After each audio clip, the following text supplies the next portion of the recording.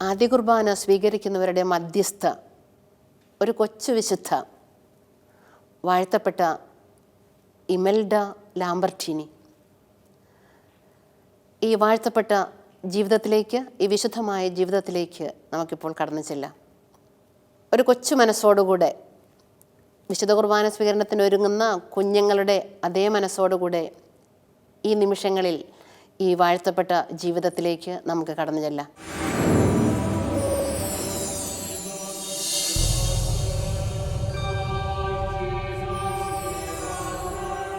ഇറ്റലിയിലാണ് ഇമെൽഡ ജനിച്ചത്. 1322 മാതാപിതാക്കളുടെ ഏക മകള്, പ്രിയപ്പെട്ട മകള്. അറിയപ്പെടുന്ന ഒരു പ്രഭു കുടുംബമാണ്. അപ്പൻ കൗണ്ട് ഇഗാനോ ലാംബർട്ടിനി. അപ്പൻ്റെ കുടുംബത്തിൽ നിന്ന് ഒത്തിരിയേറെ വിശിഷ്ടരായ വ്യക്തികൾ സഭയുടെ ഉന്നത തലങ്ങളിൽ എത്തിയവരുണ്ട്, രാഷ്ട്രത്തിൻ്റെ ഉന്നത തലങ്ങളിൽ എത്തിയവരുണ്ട്. അമ്മയുടെ കുടുംബത്തിൽ നിന്നും അതുപോലെ തന്നെ ഒത്തിരി പേര് വിശുദ്ധ ജീവിതം നയിച്ചവരുണ്ട്. സഭയുടെ തലങ്ങളിലെല്ലാം മുൻപന്തിയിൽ നിന്ന് പ്രവർത്തിച്ചവരുണ്ട്. അതുകൊണ്ട് തന്നെ ഇവരുടെ കുടുംബം ആധ്യാത്മികമായിട്ട് ദൈവത്തിൽ വളരുന്നവരാണ്, മക്കളെല്ലാം അങ്ങനെ വളർത്തുന്നവരാണ്. പ്രഭു കുടുംബമായതുകൊണ്ട് സഭയുടെയും ആശ്രമങ്ങളുടെയും എല്ലാം സഹായത്തിന് വേണ്ടിയിട്ട് അപ്പൻ മുൻകൈയെടുക്കാറുണ്ട്. ചില ആശ്രമങ്ങൾ സ്ഥാപിക്കാറുണ്ട്, അവർക്ക് വേണ്ടതെല്ലാം ചെയ്തു കൊടുക്കാറുണ്ട്. അമ്മ വളരെയേറെ ഭക്തയാണ്. അമ്മയുടെ പ്രത്യേകത, അമ്മ മരിച്ചുപോയ ആത്മാക്കൾക്ക് വേണ്ടിയിട്ട് പ്രാർത്ഥിക്കാൻ മുൻകൈയെടുക്കുന്ന ഒരു വ്യക്തിയാണ്. അതുപോലെ തന്നെ മകൾക്ക് വേണ്ടി അമ്മ എപ്പോഴും പ്രാർത്ഥിക്കും. മകളെ എപ്പോഴും മാതാവിന് സമർപ്പിക്കും. മാതാവിനെ നോക്കിയിട്ട് മാതാവിനോട് പറയും, പരിശുദ്ധ അമ്മേ, ഈ മകള് അങ്ങയുടെ മകളാണ്, അങ്ങ് തന്നെ ഇവളെ വളർത്തണം. ഞാൻ എപ്പോഴും അമ്മയ്ക്ക് ഈ മകളെ സമർപ്പിക്കുന്നു. വിശുദ്ധരുടെ എല്ലാം ചരിത്രങ്ങൾ അമ്മ സമയമെടുത്ത് ഇമെൽഡയ്ക്ക് പറഞ്ഞു കൊടുക്കും. അതെല്ലാം ഇങ്ങനെ ശ്രദ്ധിച്ചിരുന്ന് ഇമെൽഡ കേൾക്കും. കൊച്ചെമിൽഡ, 5 വയസ്സുള്ള ഇമെൽഡ ഇനിയും പറഞ്ഞതാ അമ്മ, ഇനിയും പറഞ്ഞതാ അമ്മ എന്ന് പറഞ്ഞിട്ട് അമ്മയുടെ അടുത്തേക്ക് എപ്പോഴും ചെല്ലും. അമ്മയ്ക്ക് നേരമില്ലെങ്കിൽ, അമ്മ അടുക്കളയിൽ ജോലിയാണെങ്കിലും അല്ലെങ്കിൽ വേറെ ഏതെങ്കിലും തിരക്കിലാണെങ്കിലും എപ്പോഴും അമ്മയെ എനിക്ക് പറഞ്ഞതാ എന്ന് പറഞ്ഞ് ചെല്ലും. അതുപോലെ തന്നെ ബൈബിൾ എടുത്ത് അമ്മയുടെ അടുത്ത് കൊടുത്തിട്ട് പറയും, അമ്മ എനിക്ക് ഇന്നലെ വായിച്ചു തന്നതുപോലെ ഇന്നും വായിച്ചതാ. സങ്കീർത്തനങ്ങൾ അതെനിക്ക് നല്ല ഇഷ്ടമാണ്, വായിക്കാൻ സുഖമുണ്ട്, കേൾക്കാൻ എളുപ്പമുണ്ട്, കൊച്ചു കൊച്ചു വാചകങ്ങൾ, എനിക്കത് പറഞ്ഞതാ. അപ്പോൾ സങ്കീർത്തനങ്ങളുടെ ഓരോ ഭാഗങ്ങൾ ഈ അമ്മ ഓരോ ദിവസം മോൾക്ക് വേണ്ടിയിട്ട് പറഞ്ഞു കൊടുക്കും. വീട്ടിലെ കൊച്ചു കൊച്ചു പണികളിൽ സഹായിക്കാൻ പറയും മോളോട്. മോളെ ബാ, നമുക്ക് അടുക്കളയിൽ പണിയെടുക്കാം, ബാ, ദേ അമ്മ ചോറ് വയ്ക്കുന്നു, ഇന്ന് നമുക്കിത് ഉണ്ടാക്കിയിട്ടേ നമ്മുടെ അടുത്ത വീട്ടിലെ ആളുകൾക്ക് കൊടുക്കാം. കൊച്ചിതാ കുക്ക് ചെയ്യാൻ പഠിച്ചോ. അപ്പോൾ എമിൽഡ അടുക്കളയിൽ പാചകം ചെയ്യണേൻ്റെ അടുത്ത് വന്നിരുന്ന് ഇങ്ങനെ പഠിക്കും. എങ്ങനെയാണ് അമ്മ ചെയ്യണേന്നൊക്കെ ചോദിക്കും, അതിൻ്റെ നോട്ട് എങ്ങനെയാണെന്ന് ചോദിക്കും. ഇതുണ്ടാക്കി കഴിയുമ്പം, ഭക്ഷണം ഉണ്ടാക്കി കഴിയുമ്പോൾ ഇവർ പൊതി കെട്ടി മോളും അമ്മയും കൂടി അടുത്ത വീട്ടിൽ ആർക്കാണോ ഇത് വേണ്ടത് അവർക്ക് കൊണ്ട് കൊടുക്കും. അങ്ങനെ അമ്മ എല്ലാ കാര്യങ്ങളിലും പ്രാക്ടീസ് കൊടുക്കും. അതുപോലെ അമ്മ പറയും, മോളെ ബാ, അടുത്ത വീട്ടിലേ ആ വല്യമ്മച്ചയ്ക്ക് ഒരു സഹായം ആവശ്യമുണ്ടെന്നാണ് തോന്നണേ, ബാ നമുക്കൊന്ന് സഹായിക്കാൻ പോകാം.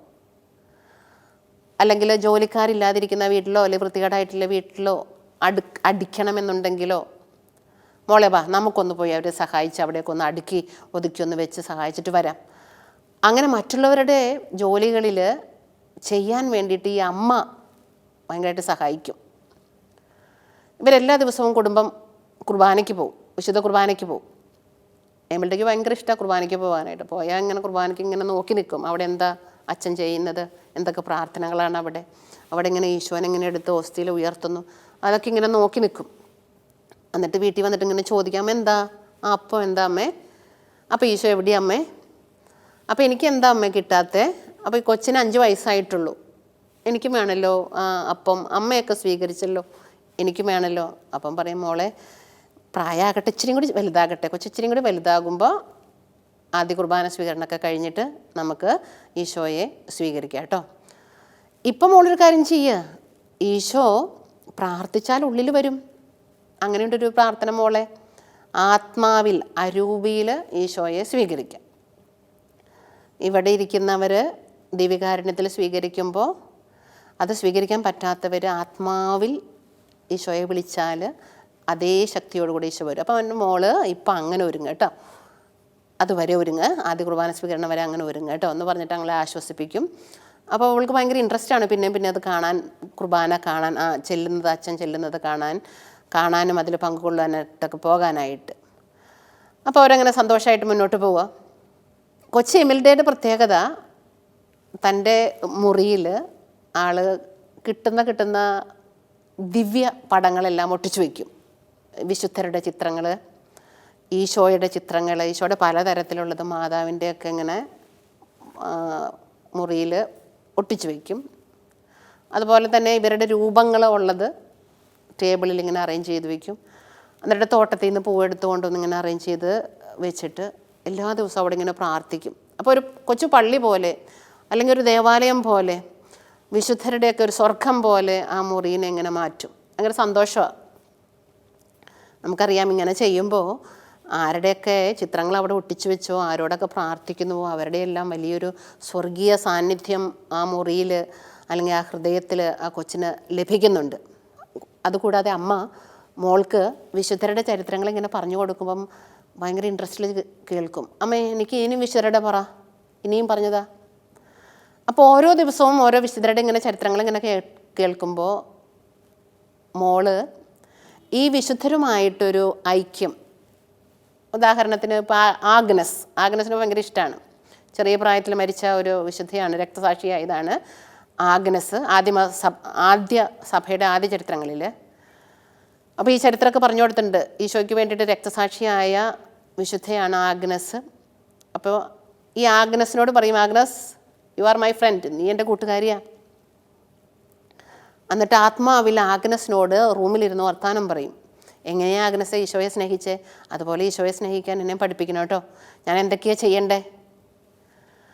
അതുപോലെ തന്നെ അമ്മയോട് ചോദിക്കും, അമ്മേ ഈശോ എങ്ങനെയാണ് ചെറുതായിരുന്നപ്പോൾ അപ്പൻ്റെ അമ്മയുടെ അടുത്ത്, മാതാവിൻ്റെ യോസേപ്പിൻ്റെ അടുത്ത് പ്രവർത്തിച്ചത്, എന്തൊക്കെ സഹായമാണ് ഈശോ ചെയ്തത്. അപ്പം അമ്മയെല്ലാം പറഞ്ഞു കൊടുക്കും, ഇന്നത് ചെയ്തു, ഈശോയുടെ ജനിച്ച്, അങ്ങനെ എല്ലാ കാര്യങ്ങളും പറഞ്ഞു കൊടുത്ത് പഠിപ്പിച്ചിട്ടുണ്ട്. കൊച്ചെമിൽഡയ്ക്ക് തനിക്ക് കിട്ടിയ ഈ അറിവുകൾ മറ്റുള്ളവർക്ക് പറഞ്ഞു കൊടുക്കാനായിട്ട് ഭയങ്കര ഇഷ്ടം. അടുത്ത വീട്ടിലെ കുട്ടികളെയൊക്കെ വിളിച്ചിരുത്തിയിട്ട് എമിൽഡ പറയും, വാ ഞാൻ ഈശോയുടെ കഥ പറഞ്ഞു തരാം, വിശുദ്ധരുടെ കഥ പറഞ്ഞു തരാം, എൻ്റെ അമ്മ എനിക്ക് പറഞ്ഞു തന്നിട്ടുണ്ട്, ഞാൻ വായിച്ചിട്ടുണ്ട്, ഞാനിത് കേട്ടിട്ടുണ്ട്, വാ നമുക്ക് ഒരുമിച്ച് പറയാം, നിങ്ങൾക്ക് അറിയണത് എനിക്കും പറഞ്ഞതാ, നമുക്കത് പങ്കുവയ്ക്കാം. എന്നിട്ട് ഇങ്ങനെ കഥ പറയും. അതല്ലേ ബത്ലഹേമില ഉണ്ണീശോ ജനിച്ച്, നസ്രത്തിലാ വളർന്നേട്ടോ. വീട്ടിൽ അപ്പൻ ആശാരിപ്പണി എടുത്തപ്പോൾ അപ്പനെ ഒത്തിരി സഹായിച്ചിട്ടുണ്ട് ഉണ്ണീശോ, അതുകൊണ്ട് നമുക്ക് സഹായിക്കാം.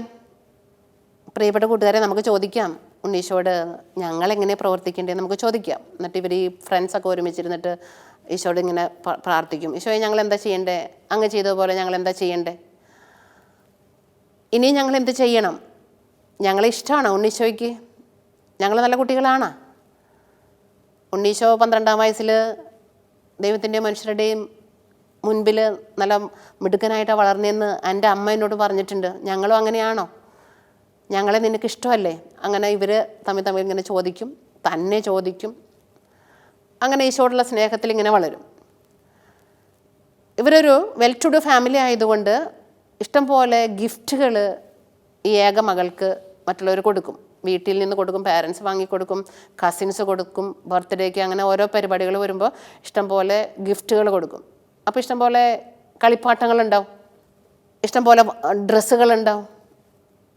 അപ്പോൾ അതൊക്കെ വരുമ്പോൾ ചിലപ്പോൾ പറയും അമ്മയോട്, എമിൽഡ പറയാം, അമ്മ പറഞ്ഞു തന്നതുപോലെ എനിക്ക് ഇത് മുഴുവൻ വേണ്ട, ഇതിൽ കുറച്ചെടുത്ത് എൻ്റെ ഫ്രണ്ട്സിന് കൊടുക്കാം, ഇല്ലാത്തവർക്ക് കൊടുക്കാം. നാളെ എൻ്റെ ഒരു കൂട്ടുകാരി ടോയ്സ് ഒന്നും ഇല്ലാണ്ട് സങ്കടപ്പെടുന്നത് കണ്ടു, നമുക്ക് അടുത്ത ദിവസം പോകുമ്പോൾ അവൾക്ക് കൊടുക്കാം കേട്ടോ. അതുപോലെ അമ്മേ എനിക്കിനി വെള്ള ഡ്രസ്സ് മാത്രം മതി കേട്ടോ, കുറേ കളർ ഡ്രസ്സ് എനിക്ക് വേണ്ട. എന്തിനാന്നോ, കളർ ഡ്രസ്സ് ഇടുമ്പോൾ പിന്നെയും അങ്ങനെ കുറേ അലങ്കരിക്കാൻ പിന്നെ മോഹം വരും. അപ്പോൾ നമുക്ക് ത്യാഗം ചെയ്യാനുള്ളൊരു ഇഷ്ടം കുറയും, ഒരു സാധ്യത കുറയും. വെള്ള മാത്രം ഇട്ടാൽ ബാക്കി ഡ്രസ്സെല്ലാം, എനിക്ക് കിട്ടുന്ന ഡ്രസ്സെല്ലാം ഇല്ലാത്തവർക്ക് കൊടുക്കാമല്ലോ. അപ്പോൾ ത്യാഗത്തിൻ്റെ അരൂപിയും എമിൽഡ തന്നിൽ തന്നെ രൂപപ്പെടുത്തി ചെയ്തു. എമിൽഡയ്ക്ക് എപ്പോഴും ഇഷ്ടം ഈശോയോടുള്ള ഭയങ്കരമായിട്ടുള്ള ഒരു ഫ്രണ്ട്ഷിപ്പിൽ വളരാനാണ്. ഇടയ്ക്കിടയ്ക്ക് ഈശോയോട് പറയും, Eesho, Jesus, I love you, I love you, you are my best friend, be my best friend. അങ്ങനെ ഇടയ്ക്കിടയ്ക്ക് വർത്താനം ഇങ്ങനെ പറയും. അതാണ് ഇഷ്ടം. മറ്റു കൂട്ടുകാരൊക്കെ ഇഷ്ടമാണ്, അവരോട് കൂട്ടാണ്, കളിയാണ്, ഇതിലൊക്കെ ഈശോയാണ് ബെസ്റ്റ് ഫ്രണ്ട് എന്നിങ്ങനെ ഫീൽ ചെയ്യാണ്. ഈശോയ്ക്ക് ഇഷ്ടമുള്ളത് എന്തോ അത് ചെയ്യാനാണ് ആഗ്രഹം. ഇടയ്ക്കിടയ്ക്ക് അമ്മയോട് പറയും, അമ്മേ എനിക്ക് നിങ്ങളെ ഇഷ്ടമായിട്ടോ, പക്ഷേ അതിനേലും എനിക്കിഷ്ടം ഈശോയ്ക്ക് വേണ്ടിയിട്ട് എന്നെ തന്നെ അങ്ങോട്ട് സമർപ്പിക്കാനാണ്. അമ്മയൊരു കാര്യം ചെയ്യട്ടെ, നമുക്ക് അപ്പുറത്തൊരു കോൺവെൻറ്റ് ഉണ്ടല്ലോ, ഡൊമിനിക്കൻ സിസ്റ്റേഴ്സിൻ്റെ കോൺവെൻറ്റ്, അവിടെ ഞാനൊന്ന് പൊക്കോട്ടെ, ഞാൻ കുറച്ച് നേരം അവിടെ നിന്നോട്ടെ. അപ്പോൾ അന്നത്തെ കാലത്തൊരു പ്രത്യേകതയുണ്ട്, കുട്ടികൾ ചെറുതാണെങ്കിലും കോൺവെൻറ്റിൽ പോയി കുറച്ച് നാളത്തേക്കൊക്കെ നിൽക്കാൻ ഇഷ്ടമാണെങ്കിൽ അവർക്ക് നിൽക്കാം, അങ്ങനെ ഇഷ്ടമുള്ളവർക്ക് അങ്ങനെ നിൽക്കാം. ഏക മകൾ അങ്ങനെ പോകുന്നതിൽ വിഷമമാണെങ്കിലും കൊച്ചിന് ഈശോയോടുള്ള സ്നേഹം കൊണ്ടാണ് അവരൊക്കെ ചെയ്യുന്നത് പോലെ ചെയ്യാനുള്ളൊരു ആഗ്രഹം കൊണ്ടാണെന്ന് പാരൻസിന് അറിയാവുന്നത് കൊണ്ട് നമ്മൾ പൊക്കോ, ഇടയ്ക്ക് ഇങ്ങോട്ട് വന്നാൽ മതി, പൊക്കോ വാ എന്ന് പറഞ്ഞിട്ട് അവളെ കൊണ്ടാക്കി. അങ്ങനെ ഡൊമിനിക്കൻ സിസ്റ്റേഴ്സിൻ്റെ അടുത്തുള്ള ഡൊമിനിക്കൻ കോൺവെൻറ്റിൽ സിസ്റ്റേഴ്സിൻ്റെ കൂടെ. അപ്പോൾ എല്ലാ ദിവസവും പള്ളിയിൽ പോകാം, എല്ലാ നേരവും പള്ളിയിൽ പോകാം, കൂടുതൽ സമയം പള്ളിയിലിരിക്കാം, ഇവരുടെ പോലെ പ്രാർത്ഥിക്കാം. അപ്പോൾ സിസ്റ്റേഴ്സിൻ്റെ അടുത്തേക്ക് ഈ കൊച്ചുകുട്ടി വന്നപ്പോൾ അവർക്ക് ഭയങ്കര സന്തോഷം. അപ്പോൾ ഇത് 6 വയസ്സ് കഴിഞ്ഞിട്ടേ ഉള്ളൂ, ചെറിയ പ്രായത്തിലാണ്. പക്ഷെ അന്ന് വരെ ആ പ്രായത്തിൽ, പിന്നീട് കുറച്ച് കൊല്ലം കൂടി കഴിഞ്ഞു, 7, 8, 9 വയസ്സൊക്കെ ആയി. അപ്പോഴവിടെ തന്നെയാണ്. അവർ സിസ്റ്റേഴ്സിൻ്റെ പോലെ വേണമെങ്കിൽ ഡ്രസ്സും അവർക്ക് കൊടുക്കും. പക്ഷേ സിസ്റ്റേഴ്സിൻ്റെ പോലെ അവർ വ്രതം ചെയ്യലോ ആ ലൈഫ് സ്റ്റൈലിലേക്ക് അവർ വരുന്നില്ല, കാരണം അവർക്ക് അതിനുള്ള പ്രായമായിട്ടില്ല. ജസ്റ്റ് ഒന്ന് ഇമിറ്റേറ്റ് ചെയ്യുന്നു. ഇനി വലുതാകുമ്പോൾ അവർക്ക് വേണമെങ്കിൽ ഇത് തുടരാൻ ഇഷ്ടമുണ്ടെങ്കിൽ ശരിക്കും ബോധപൂർവം വ്രതമൊക്കെ ചെയ്ത് അവിടെ നിൽക്കാം, അല്ലെങ്കിൽ അവർക്ക് തിരിച്ചു പോകണമെങ്കിൽ പോകാം. അങ്ങനെയാണ് സാധാരണ. അപ്പോൾ ഇവിടെ അതുപോലെ തന്നെ ഡൊമിനിക്കൻ സിസ്റ്റേഴ്സിൻ്റെ പോലെ ഡ്രസ്സൊക്കെ ഇട്ട് അങ്ങനെ നടക്കുകയാണ്. അപ്പോൾ ഈ സിസ്റ്റേഴ്സിന് ഈ കൊച്ച് എമിൽഡേനെ കാണുമ്പം നല്ല ഇഷ്ടമാണ്. കാരണം നല്ല മിടുക്കിയാണല്ലോ, നല്ല കുട്ടിയാണല്ലോ, എളിമയുണ്ടല്ലോ, സിമ്പിളാണല്ലോ, തീക്ഷ്ണതയാണല്ലോ, ഈശോയോട് ഭയങ്കര സ്നേഹമാണല്ലോ. അപ്പോൾ എല്ലാ ദിവസം കുർബാനയ്ക്ക് പോവും. മറ്റ് സിസ്റ്റേഴ്സ് കുർബാന സ്വീകരിക്കുന്നത് കാണുമ്പം കൊച്ച് എമിൽഡയ്ക്ക് എന്നും ആഗ്രഹം, എനിക്കൊന്ന് കുർബാന സ്വീകരിക്കാൻ, ഞാൻ എത്ര നാളായി കുർബാനയ്ക്ക് പോകുന്നു, എനിക്കൊന്ന് കുർബാനയ്ക്ക് വേണമല്ലോ. അച്ഛനോടും പറഞ്ഞു. അപ്പം ഇവരെല്ലാവരും പറയും, മോളെ കുർബാന സ്വീകരിക്കണമെങ്കിൽ 12 വയസ്സാകണം.